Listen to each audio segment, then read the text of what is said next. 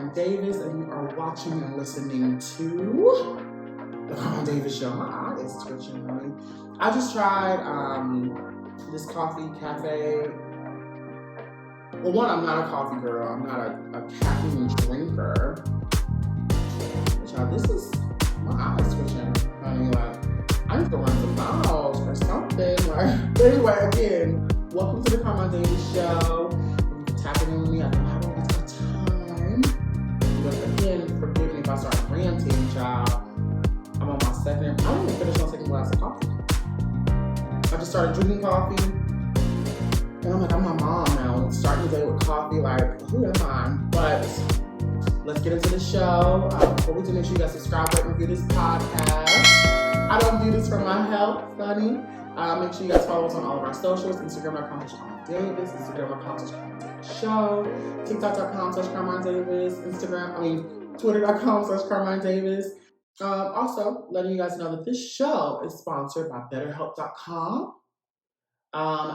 Great platform. I love BetterHelp. You guys know I have used it, and I met my therapist, Phil. He's my best friend. Well, he's not really my friend. I have to stop saying that because it's inappropriate, but it feels like it. Like, I tell him everything. He keeps it real with me. He tells me what's what, giving me tools and practices and worksheets to use to better myself as a person, a friend, a son, a partner, and a creative. And I'm offering you guys 10% off of your first month. Try it. Go to betterhelp.com/Carmine Davis. That's betterhelp.com/Carmine Davis for 10% off your first month. And let's get into it. Okay, from first hot topic is from loveyscott.com. Chris Brown's domestic violence documentary announced by Quiet on Set Network ID as new accusers come forward. Wow. A new documentary about the abuse and violence allegations against R&B singer Chris Brown, dating back almost 2 decades, promises to unveil the allegations of a new accuser who hasn't previously spoken about their experience with the star and Chris Brown, a history of violence. Over a 2-decade career, Chris Brown has been a chart-topping rap star despite a lot of legal troubles going back as far as 2009 with his arrest with former girlfriend Rihanna after assaulting former girlfriend Rihanna.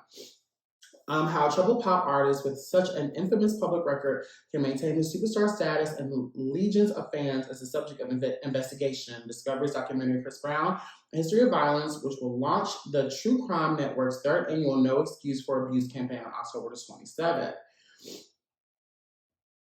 The doc from the TV network behind this year's bombshell Quiet on the Set documentary will explore the iconic singer's years of alleged offstage aggression, including intimate partner violence, assault charges, or even sexual assault allegations. Chris Brown's an amazing and talented musician, but let's call a thing a thing. He's an abuser of women, consistently, unapologetically. A woman in a voiceover claims in a teaser trailer for the ID documentary.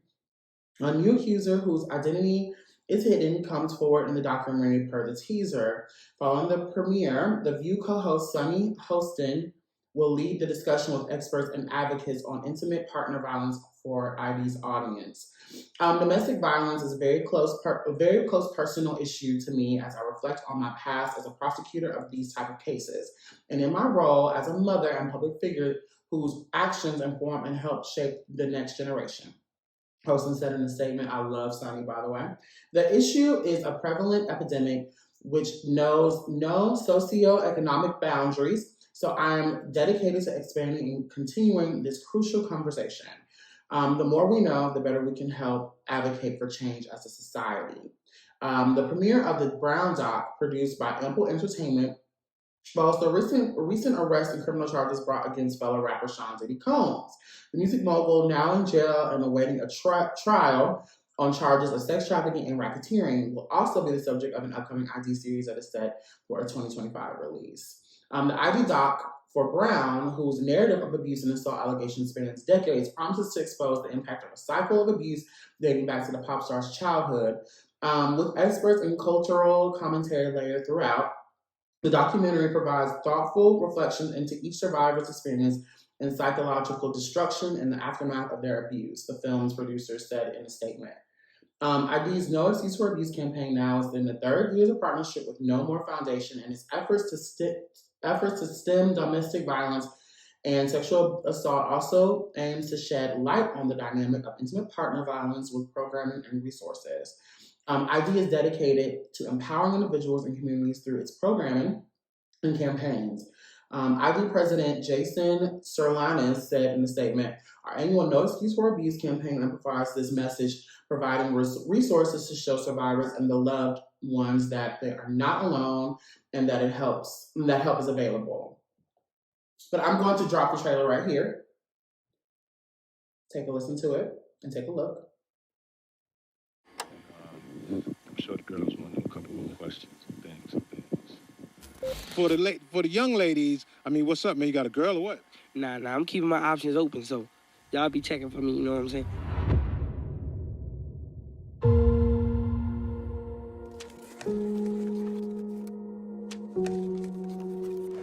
Oh, Thank you so much. that's the type of stuff will get you in trouble, player.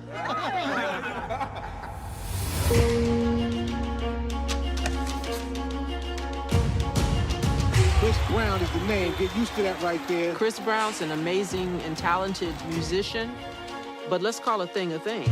He's an abuser of women, consistently, unapologetically. Oh my God! Mom, how's it feel? You feel like a man?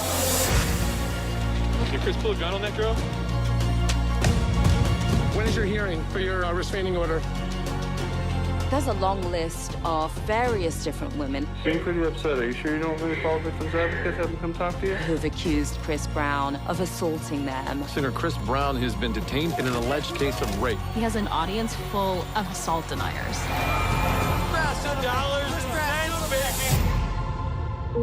No, I have not spoken about this matter publicly, but that's the only way that he can be stopped.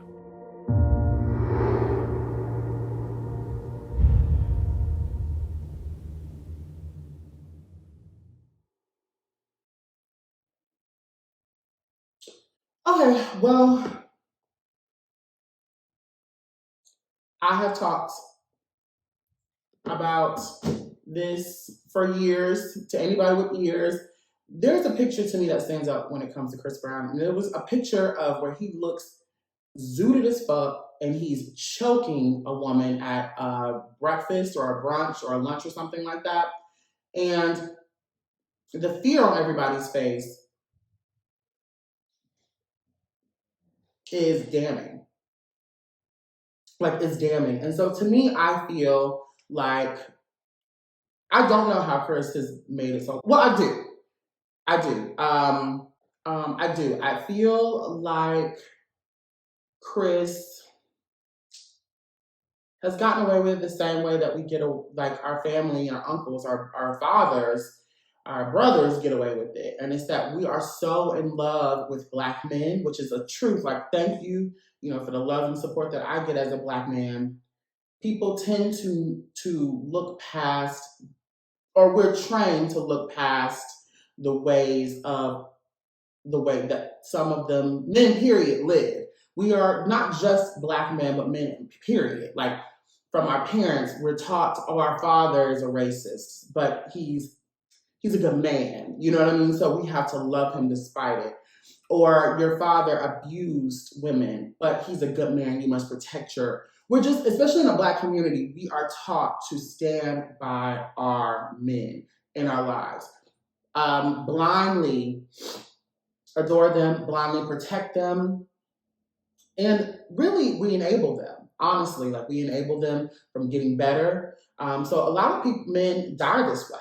A lot of men die with horrible, like doing horrible things to people, and nobody ever corrects them. Nobody's able to get them the help that they need. And I am in this industry. I've been in this industry for a while, and even back then, like, I worked with a particular producer who was working on Chris Brown's record back in the day, and he told me about how Chris was doing certain savory things. Like, we were both young at the time, so he knew Chris Brown was bad, but he also knew that he was in a weird situationship with people in his camp, without spilling too much, and that he was abusing someone in his camp at a young adult age.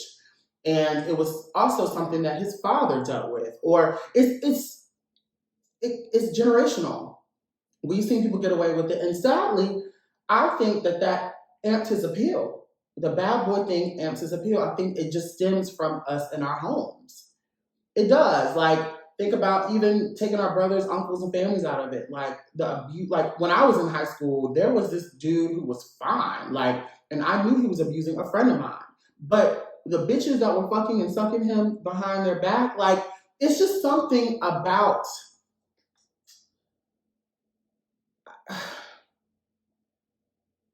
that we need to dismantle. I don't know 1,000% what it is. I think it comes from father issues. I think it comes from daddy issues. I think it always stems from daddy issues.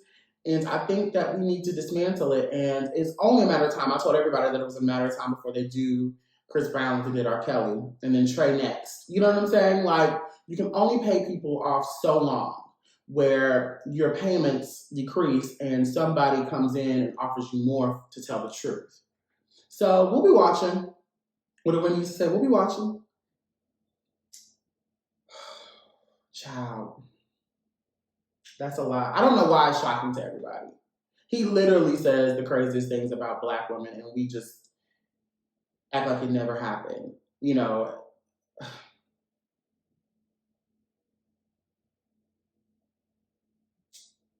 let's move on. Leave a comment below, though. Do you think that this is the end of Chris Brown? Do you think Chris Brown will get away with it like he always does? Do you think that it's blown out of proportion?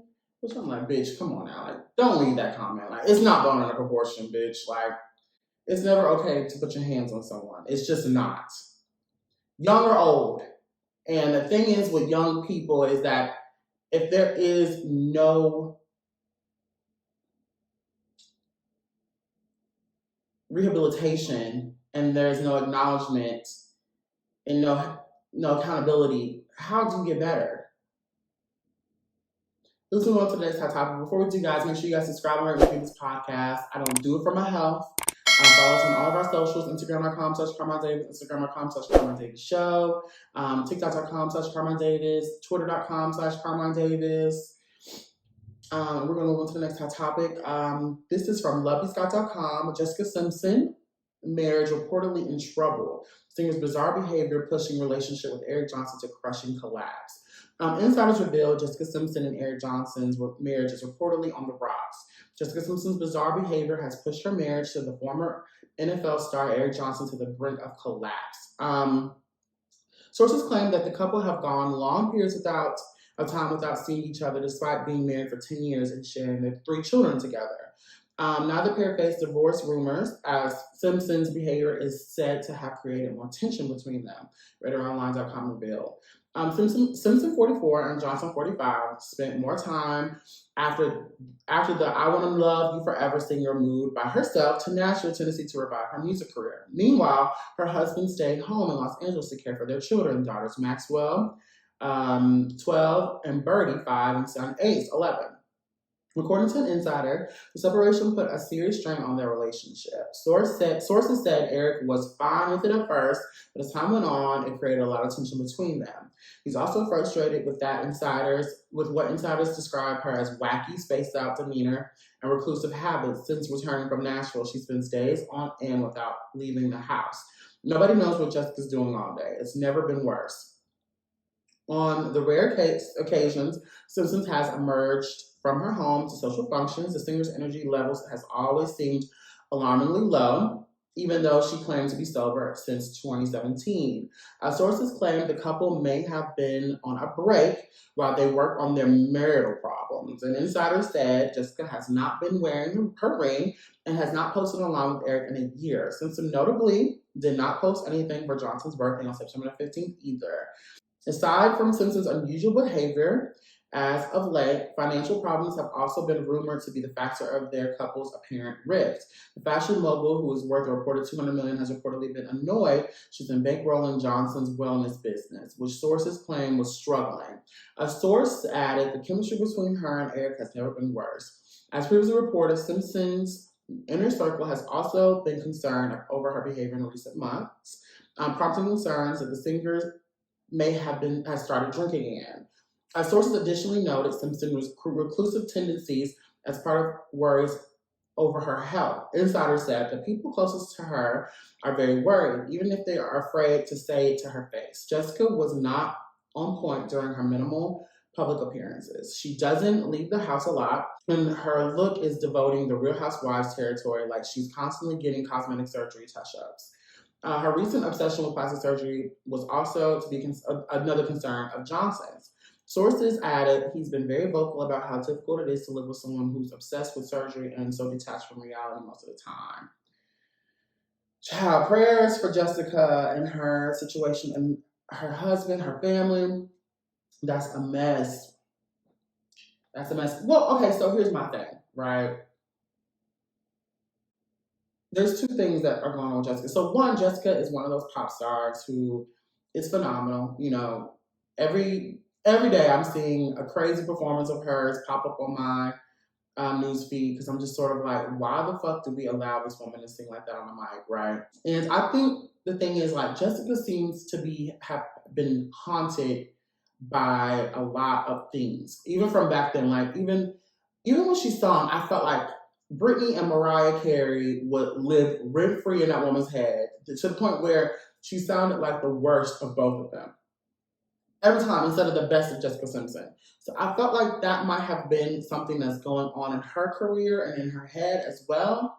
But we always kind of knew Jessica was kind of touched. You know, like, she's got to be. She's a teen star. She's a child actor, a child singer. Like, come on now. Like, let's be real. Like, you don't put a kid in front of a camera and put so much money in front of them, so many different things, situations, without them growing older and not being okay. So the reclusiveness part, I think she came out in like 2017 and said that she suffered from alcoholism. And the thing about alcoholism and addiction is something, it's not a uphill, like a one linear thing, right? It comes in with ebbs and flows. And her sobriety was such a big thing. So I would see if she's struggling with it, why she would want to go in her house. Why she feels like if she can't control anything, she can control her face and her body. You know, why if she's drunk and if she maybe had 2 or 3 too much cocktails, why she would want to go straight home or keep her mouth shut, because the moment when she's slizzard and she's talking and having a good time, or, you know, she's blasted online. So that might have something to do with the fact that she's not going to open her mouth or come outside her house because of the scrutiny. So I feel like that's a sign that something upstairs is clicking. But it could also be she don't want to fuck with people or say anything to people that would trigger her to drink again. And also, if I was footing the bill with a man, like, I wouldn't want to be around him either. Bitch, I gotta go to work. You take care of these kids and I'm gonna go to work. No, I don't think it's sexy to be around a man that I'm bankrolling. Nigga, I'll see you when I see you, kind of thing. Like, I don't think this isn't cause for concern for me. I think leaving him sounds like it's a good idea, especially if she can even post for his birthday. Like, she's over it. I don't know. Leave a comment below if you understand where I'm coming from. Do you think Jessica is dealing with sobriety issues again? Do you think that Jessica is just over it? What do you think about the surgeries? Leave a comment below. You know, we're going to move on to the next topic. But before we do, guys, make sure you guys subscribe, rate, and review this podcast. I don't do it for my health, child. Follow us on all of our socials. Instagram.com/Carmine Davis. Instagram.com/Carmine Davis Show. TikTok.com/@Carmine Davis. X.com/Carmine Davis. And let's move on to the next topic. From LoveYouScott.com, Ariana Grande asked about plastic surgery during lie detector test with Cynthia Erivo. There I go again. Ariana Grande, when asked if she would consider getting a BBL one day. No, that wouldn't work for me. I don't think that that's my thing, and I'm okay with that, you know? As part of the Vanity Fair's lie detector test, Wicked co-stars Ariana Grande and Cynthia Erivo grilled each other. At one point, Grande was asked whether she had plastic surgery, including a nose job, chin implant, eyelid, boob job, or BBL. And she revealed that all she's done was Botox or fillers, but stopped 4 years ago. During the test, the pair also spoke about fans, whether the moon landing was fake, what they binge watched, astrology, which celebrities left them starstruck, and more. Yeah, girl. One, I want to praise Ariana Grande. I have had my issues with Ariana. And I respect her as a musician. I respect her as a talent, but as a public persona, I have had my issues with her. But I've grown to glow, right? So I don't like that she was playing into that whole is she or is she not white thing.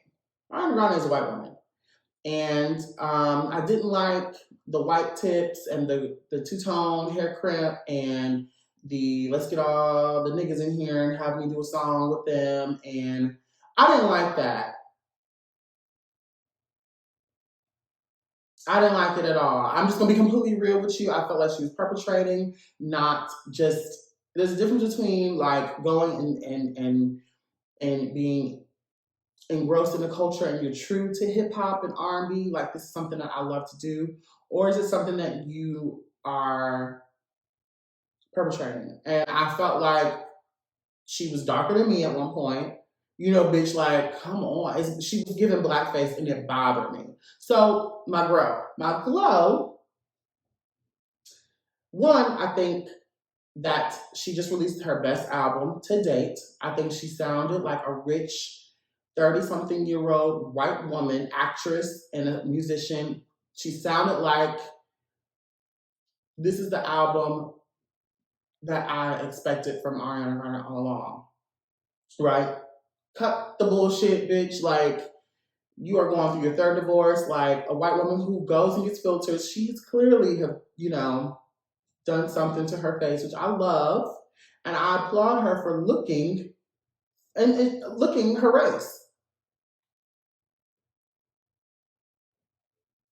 I applaud her for it. Whether she did whatever, she looks like a white girl finally. So, claps for Ari. I hate that she had to go be Glinda the Good Witch to do it, but, one role from the next role, I don't know. Leave a comment below if you understand where I'm coming from. I don't care what she did with her face. I'm just glad that she's not trying to look like me.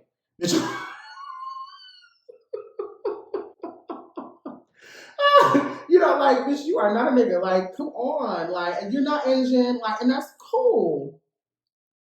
We all borrow from cultures, right? We all do. But there's a difference between borrowing from cultures and perpetrating. Showing a real appreciation for a culture and perpetrating. Now, one thing I will give her a glow is that when Black issues came up or issues in Asian cultures or anything like that, Ariana stood up. So I would give her that. Most of the time they act like they don't even see what I post a black box on my Instagram, bitch, for what? Like, most of the time they act like they didn't even see what was going on. So I will give her that. But bitch, why are you wearing Fenty 420, girl? Like, that's my shade. Bitch, you are blackface. Like, bitch, you are blackfacing. And it's not okay. But that's the show. I love you guys so very much. Thank you guys for tuning in. Make sure you guys continue to stream my single, IKWBL, on all streaming music platforms, Apple, Spotify, Amazon. Just keep running it up. Follow us on all of our socials, Instagram.com/CarmineDavis, Instagram.com/CarmineDavis, TikTok.com/CarmineDavis, X.com/CarmineDavis, and